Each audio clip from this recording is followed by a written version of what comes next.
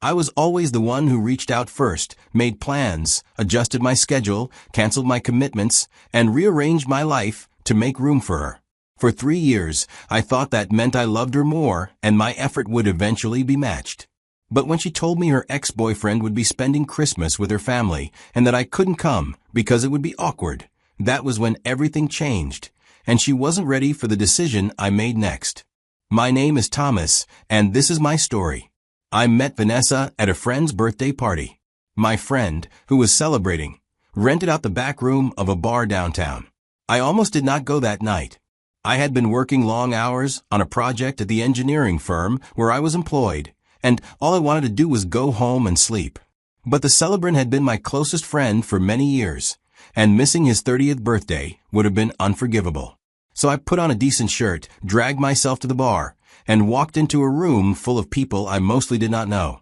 During the game, I was paired with Vanessa, which helped us warm up to each other. After the games, we moved away from the group and found a quiet corner where we could hear each other without shouting over the music, then talked for 2 hours that night. The conversation flowed as if we had known each other for years rather than hours. When the party started winding down, I asked for her number. She gave it to me without hesitation. I texted her the next day to tell her I had enjoyed meeting her. She texted back within minutes, and we made plans for dinner that weekend. Our first date was at a small Italian restaurant near her apartment, and there were a couple more after that. I remember thinking that I had stumbled onto something rare and valuable. I asked her out after some weeks of being close, and she accepted. The first year of our relationship was everything I had hoped for. We spent weekends together exploring different neighborhoods of the city, finding new restaurants and coffee shops, wandering through bookstores and parks. We stayed in on rainy days and watched movies on her couch with takeout containers scattered around us. We met each other's friends and merged our social circles. We talked about the future in hopeful terms. I believed every word of those conversations because she seemed to want them too. She was everything I wanted. So I let myself fall into the relationship and trusted that she was falling for me, too. About 2 years into the relationship, Vanessa decided it was time for me to meet her parents. She casually told me one evening at her apartment that her family was having a small gathering for her father's birthday, and she thought it would be nice if I came along. I agreed immediately. Meeting the parents felt like a significant step, a sign that she was serious about our future together. I spent the days leading up to the visit choosing my outfit, buying a nice bottle of wine to bring, and rehearsing the things I would say to make a good impression. Her parents lived in a lovely house in the suburbs. The drive took about an hour, and Vanessa spent most of it telling me about her family. I was nervous when we pulled into the driveway, but the visit went better than I expected. Her father met us at the door with a firm handshake and a reserved smile. He asked about my job, nodding along as I explained what I did at the company I work for, and seemed genuinely interested in the technical details. Her mother hugged me like we were already family. She said Vanessa had told her so much about me, and that she was so happy to meet the man her daughter was always talking about. Dinner was pleasant. The conversation was easy, flowing between topics, without awkward silences. Her parents asked about my background, my family, and my plans for the future. I answered honestly and asked my own questions. By the end of the evening, I felt like I had passed some kind of test. Her parents seemed to like me, and more importantly, Vanessa told me the visit had gone even better than she had hoped. After that visit, things were pretty okay between us. Months later, I would gradually notice that I was always more invested than she was. I was always the one making plans and initiating dates. I was always the one who reached out first, who sent the good morning texts, who called just to hear her voice.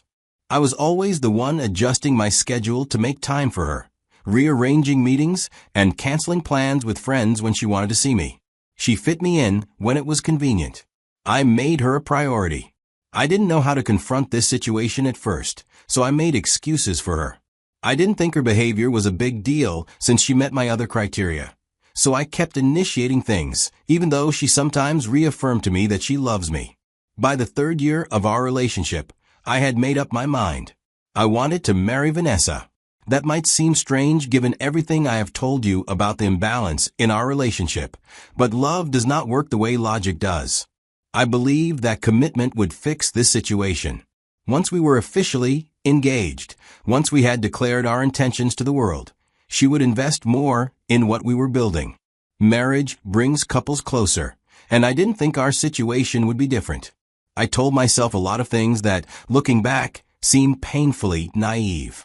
I started setting aside money for a ring.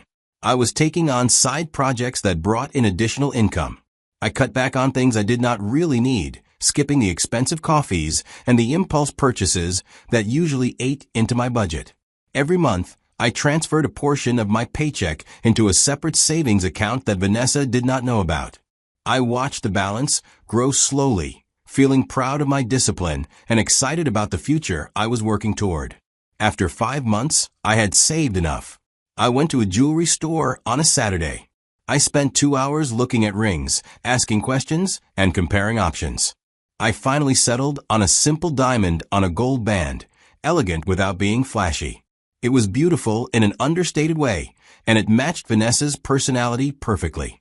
I paid for it, walked out of the store with a small velvet box in my pocket, and felt like my life was about to begin.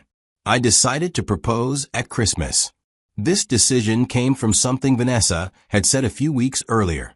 We were talking about the upcoming holidays, and she mentioned casually that this year might be different. She might bring me to her parents' house for Christmas.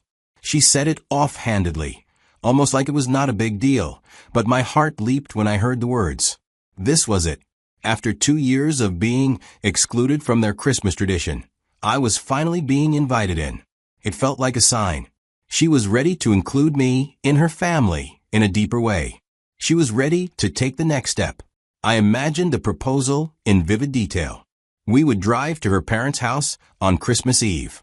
I would find a quiet moment to pull her father aside and ask for his blessing, man to man, the traditional way. He would shake my hand and welcome me to the family. Then, on Christmas morning or maybe Christmas evening, I would get down on one knee in front of her parents and ask Vanessa to marry me. As we got closer to Christmas, I bought thoughtful gifts for her parents to bring along. I wrapped both gifts carefully, with nice paper and proper ribbons, wanting everything to be perfect. I also wrapped a small gift for Vanessa to open in front of her parents, something innocent that would not give away my real plan. The ring would come later, at the right moment. I rehearsed what I would say when I asked her father for his blessing. I practiced in front of my bathroom mirror, trying to find the right words, the right tone. I wanted to sound confident but not arrogant, sincere but not desperate. I wanted him to know that I loved his daughter and would take care of her for the rest of my life. I also rehearsed the proposal itself. I tried different versions, different phrasings, different approaches. I wanted the words to sound natural when the moment came, not rehearsed or stiff. I tried to speak from the heart while still getting across the necessary points. I practiced until the speech felt like part of me. A week before Christmas, I had everything ready. I had requested time off from work and blocked out the days around Christmas to avoid distractions. I had made dinner reservations at a nice restaurant for the night we returned from her parents' house, planning to celebrate our engagement with a fancy meal. I had even started looking at apartments that would be big enough for 2 people, imagining where we might live once we started our life together as an engaged couple. I was happy in a way I had not been happy in a long time. I felt like my life was finally coming together, like all the pieces I had been collecting for years were about to form a complete picture. I was about to propose to the woman I loved. I was about to start a new chapter. While I waited to hear from Vanessa about which day we were going over to her parents, she became distant with her replies and flaky with her words. Her text messages, which had always been warm and conversational, became short and functional. Instead of the playful banter we usually exchanged, I received one-word responses. When I sent her something funny or asked about her day, she replied with a thumbs-up emoji instead of actual words. It felt like talking to a stranger who was being polite but did not really want to engage. When I called her, she often did not answer. My calls went to voicemail, and she would text me an hour or 2 later, saying she had been busy and could not talk. When she did answer, our conversations were brief and distracted. I could hear her typing on her computer or moving around her apartment while we spoke. She gave me half her attention at best, and even that felt forced. I tried to see her twice that week. The first time, I suggested we get dinner. She said she was too busy with work to go out. There was a big project due before the holidays, and she needed to stay late every night to finish it. I said I understood and asked if she wanted me to bring her food to the office instead. She said no, she would just grab something from the vending machine. The second time was 3 days before Christmas. I suggested a quiet night in, just the two of us, watching a movie at her place. She said she was exhausted and needed to sleep. She had been running on empty all week and could not handle company, even mine. I tried to understand. Work piles up in December as everyone tries to finish projects before the year ends. She was overwhelmed and needed space to get through the crunch. I should be supportive rather than demanding. I should give her room to breathe instead of pressuring her to spend time with me. But something felt wrong underneath the reasonable explanations. There was a quality to her distance that was different from everyday stress or tiredness. She was not just busy. She was pulling away. Her voice on the phone had a flatness I had never heard before, a lack of warmth that made me feel as if I were talking to someone who did not particularly want to speak to me. I pushed the feeling down. I did not want to start a fight right before Christmas, right before I was supposed to propose. If I confronted her about being distant and it turned into an argument, it could ruin everything I had planned. So I stayed quiet. I gave her space. I waited for the distance to pass. On the evening of December 23rd, my phone rang while I was making dinner in my apartment. I saw Vanessa's name on the screen and answered with a smile, expecting her to confirm our plans for the next day's trip to her parents' house. Maybe she was calling to tell me what time we should leave or reconnect after the distant week we had just gone through. Instead, she got straight to the point. Her voice was flat and matter-of-fact, without any of the warmth I was used to hearing. She told me that the Christmas visit would not work out. Before I could ask why, she continued. Her ex-boyfriend, whom she broke up with before I came into the picture, was coming to spend Christmas with her family, and it would be awkward to have both of us there. She said the ex was coming back after spending 3 years in Europe, and she hoped I understood. I felt my heart get heavy in my chest. She is basically telling me that her ex-boyfriend was more paramount than I was. Her statement meant that 3 years in a relationship meant less than the comfort of a man who left her for another country, and that she had supposedly moved on from. I did not react. I just said okay. That single word was all I could manage to push past the tightness in my throat. There was a pause on the line. Then she said she knew I would understand, adding that I was so reasonable and easygoing, and that was one of the things she loved about me. She said we would do something together after the holidays to make up for it. Then she said she had to go, and hung up. I stood in my kitchen for a long time after the call ended. I thought about the 3 years I had spent with this woman. I thought about all the times I had adjusted my life for her, all the times I had put her needs before my own, all the times I had convinced myself that the imbalance in our relationship was temporary and would correct itself eventually. I thought about how foolish I had been to believe she was ready to commit to me when she could not even prioritize me over an ex-boyfriend for a single holiday. By the end of that day, I made my decision. I was done. This wasn't the situation where one says things in anger and later regrets them. I had finally seen the truth, and there was no way to unsee it. Christmas came and went without me sending Vanessa a single message. I did not text her Merry Christmas. I did not call to ask how her holiday was going. I did not check her social media to see photos of her family gathering. I simply went silent. This was unusual, and I knew she would notice eventually. In our 3 years together, I had always been the one to maintain communication between us. That had always been my role, and Vanessa had grown so accustomed to it that she probably could not imagine me stopping. She probably expected me to be upset for a few days and then get over it.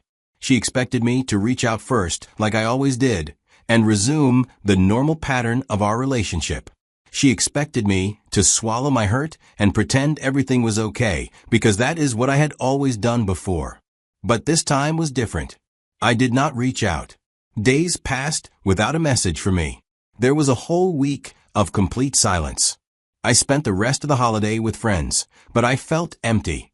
During that week of silence, I dismantled the future I had been building with her, piece by piece. I took the ring back to the jewelry store and explained that I would not be needing it after all. The sales associate looked sympathetic, but did not ask questions. She processed the return and handed me a refund receipt. I walked out of the store knowing the money would be back in my account later. I donated the gifts I had bought for her parents. There was a charity drive collecting items for families in need, and I dropped off the expensive whiskey and the cashmere scarf without a second thought. Someone else would enjoy them. Someone else's family would benefit from my foolishness. I deleted the dinner reservation I had made for our supposed engagement celebration. I canceled the extra days off I had requested from work. I stopped looking at apartments for 2 people. I erased every trace of the future I had imagined so vividly until there was nothing left but the present moment and the silence between us. I also started asking questions. Something about the Christmas revelation had unlocked a suspicion I had been pushing down for months. If her ex was that important to spend Christmas with her family, what else did I not know? What other secrets had Vanessa been keeping from me? I reached out to a mutual friend, someone who knew Vanessa's family and had been around during her relationship with her ex. I asked casual questions at first, not wanting to seem desperate or paranoid. But the more I learned, the more the picture came into focus. Vanessa and her ex had dated for 4 years before I came along. They had started dating in college and stayed together through their early 20s. When they broke up, it was not as mutual as Vanessa had claimed. The ex, despite not being in the country, had wanted to keep going, and that Vanessa had been the one to end things. But even after the breakup, he had stayed close to her family. Her parents adored him. They asked about him constantly. And here was the part that changed the way I saw things.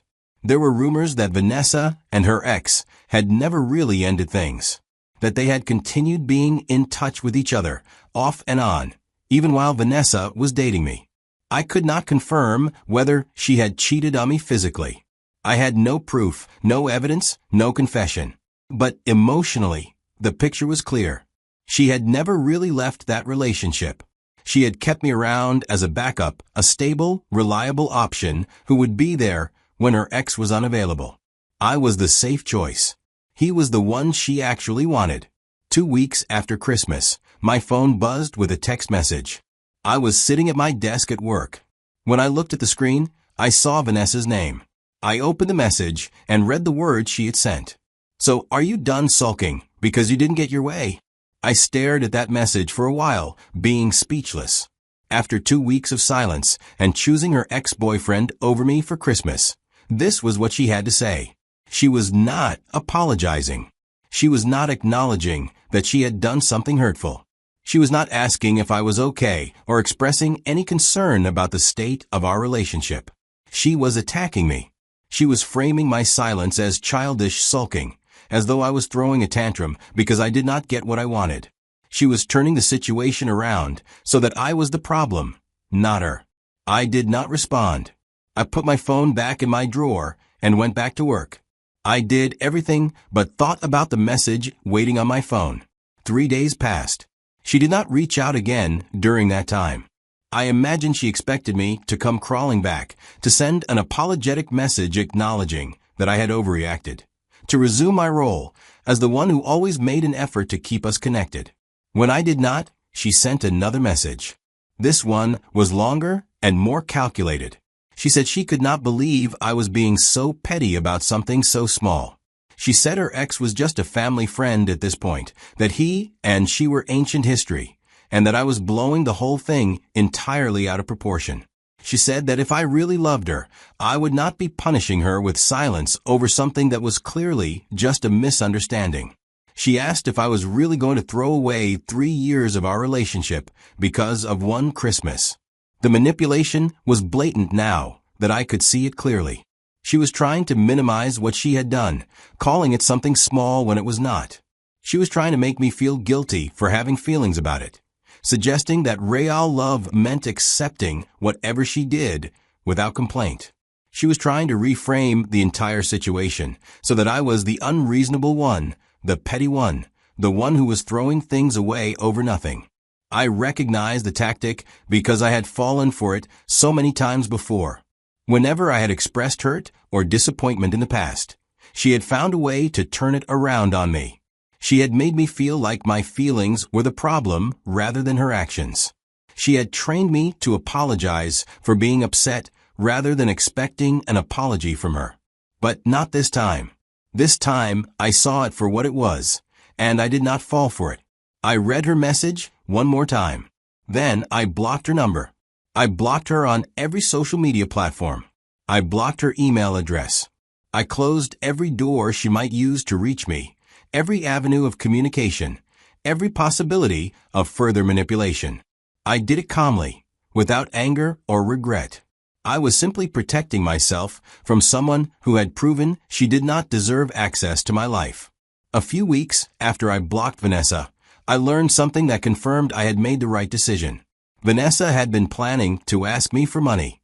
Apparently, her financial situation had become complicated in the weeks after Christmas. Some unexpected expenses had come up. She was short on cash and struggling to make ends meet. Her ex, for all his appeal, was not in a position to help. He had a freelance job with inconsistent income. Sometimes he made good money, and sometimes he made almost nothing. For 3 years, I had been her safety net, always there to catch her when she fell. Vanessa had been planning to smooth things over with me enough to ask for a loan. That was the real purpose behind her messages. Not reconciliation, not an apology, not a genuine desire to fix what was broken between us. She just needed money, and I had always been willing to provide it.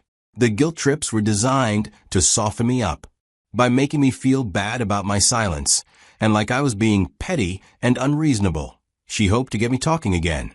Once we were communicating, she could work her way up to the ask. She could explain her financial troubles and appeal to my caring nature.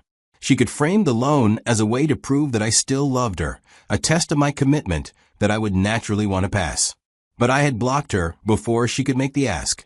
I had closed the door before she could walk through it with her hand outstretched. I had protected myself without even knowing what I was protecting myself from. When her close friend told me this, I felt a wave of relief. I was relieved that I had trusted my instincts.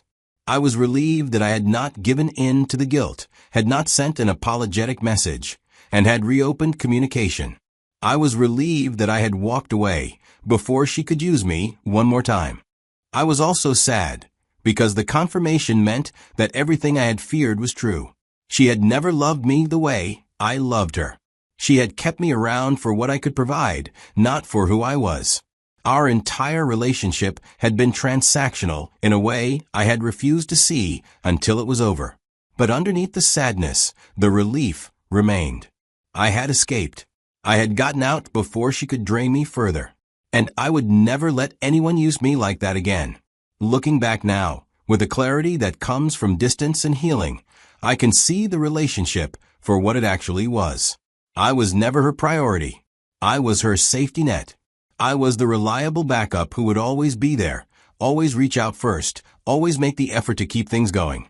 She kept me around because I was stable and because I made her life easier. I paid for things. I showed up when she needed me. I provided emotional support, practical help, and everything else she needed to navigate her life comfortably. But she never loved me the way I loved her. I was useful.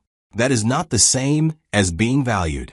The signs were there all along, and I chose to ignore them. I spent 3 years investing in someone who saw me as an option rather than a choice. I was willing to give a ring to a woman who was still emotionally attached to another man. I told myself so many lies during those 3 years.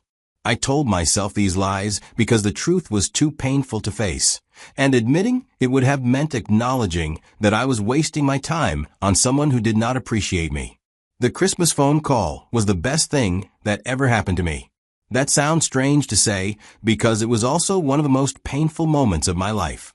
Standing in my kitchen, hearing her tell me that her ex-boyfriend mattered more than I did, feeling my heart get heavy and my plans fall apart. But that pain was necessary. It was the shock that finally broke through my denial. She showed me the truth. She ripped away the illusions and forced me to see what I was actually dealing with. And once I saw it, I could not unsee it. I could not go back to pretending that everything was fine. I could not keep making excuses for someone who had just proven, beyond any doubt, that I was not important to her.